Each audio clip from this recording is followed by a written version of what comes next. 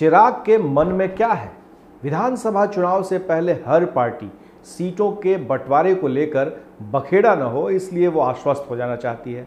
लिहाजा हर पार्टी के नेता सीधे दावेदारी कर रहे हैं या फिर दबाव की नीति अपना ले रहे हैं। अब याद कीजिए, पिछले लोकसभा चुनाव में जब एनडीए में सीटों के बंटवारे को लेकर सिरफुटौल चल रहा था, तो उस वक्त रामविलास पासवान और उपेंद्र कुशवाहा रूठे हुए थे। उपेंद्र कुशवाहा को तो बीजेपी और जेडीयू ने बाहर कर दिया, लेकिन रामविलास पासवान को मनाने की कोशिश हो रही थी और उसमें आखिरी में वो मान भी गए थे 6 लोकसभा सीट और 1 राज्यसभा सीट पर लेकर। लेकिन वहीं महागठबंधन में अंतिम समय तक, चुनाव के लड़ने से कुछ दिनों तक ये लोग आपस में झमेला करते रहे थे और उसका खामियाजा भुगतना पड़ा था। अब दोनों ही गठबंधन में इस बात को लेकर चर्चा शुरू हो गई है कि पहले ही सीटों के बारे में बता दें, वरना मुश्किल हो जाएगी। तो अब क्या है कि 2 महागठबंधन और दूसरी तरफ एनडीए 2 हैं। इस बीच में कुछ ऐसे नेता हैं जो गुटबाजी कर रहे हैं, जैसे महागठबंधन में उपेंद्र कुशवाहा, जीतन राम मांझी और मुकेश सहनी हैं। और इसी तरह से एनडीए में चिराग पासवान ने आसमान को सिर पर उठा रखा है और उनका कहना है कि भाई सीटों के बंटवारे को पहले ही तय कर दीजिए, उन्हें 43 सीट से बिल्कुल कम मंजूर नहीं है।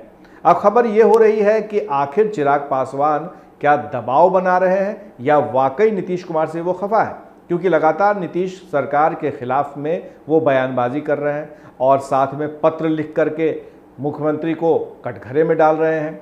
तो जाहिर है कि ट्वीट करना, सोशल मीडिया पे बोलना, ये सारी बातें तो हो रही है। हालांकि नीतीश कुमार ने इस बीच में रामविलास पासवान को फ़ोन कर कहा था कि चिराग ऐसे बयान न दे, और कुछ दिनों के लिए चिराग पासवान शांत भी हो गए थे। लेकिन जब तक सीटों का बंटवारा सुलझ नहीं जाता है, तब तक चिराग चुप बैठने वाले नहीं हैं। आखिर वो क्या सोच रहे हैं, किस तरह से अपनी राजनीति को वो आगे बढ़ाना चाहते हैं, ये महत्वपूर्ण विषय बन गया है।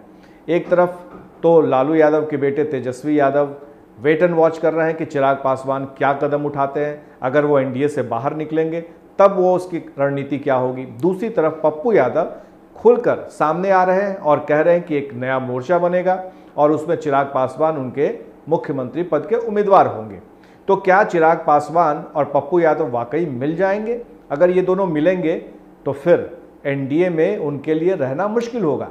खासतौर से बीजेपी के पक्ष में जिस तरह से चिराग बयान दे रहे हैं, प्रधानमंत्री के बारे में कह रहे हैं और निशाना मुख्यमंत्री नीतीश कुमार पर साध रहे हैं कोरोना टेस्ट नहीं होने के जरिए, तो जाहिर है कि मामला तूल पकड़ता जा रहा है।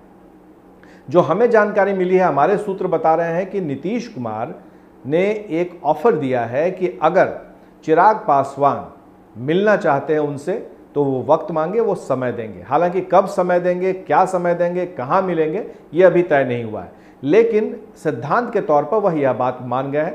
जैसा कि खबरें आती रही हैं कि चिराग पासवान और नीतीश कुमार के बीच बातचीत बिल्कुल नहीं होती है। एक मुद्दे पर बात हुई थी और वो सुशांत सिंह राजपूत की मौत को लेकर सीबीआई से जांच कराने की खबरों पर उन्होंने फ़ोन किया था, लेकिन बाकी राजनीतिक बातें नहीं हुई थी। तो जाहिर है कि चिराग पासवान अब चाहते क्या हैं, चिराग पासवान किस तरीके से अपने एक एक कदम को बढ़ा रहे हैं। तो प्लान ए पहले समझिए। प्लान ए ये है कि अगर 43 सीटों पर बात बन जाती है तो वो यहाँ आराम से रहेंगे, कम बेस हो सकता है।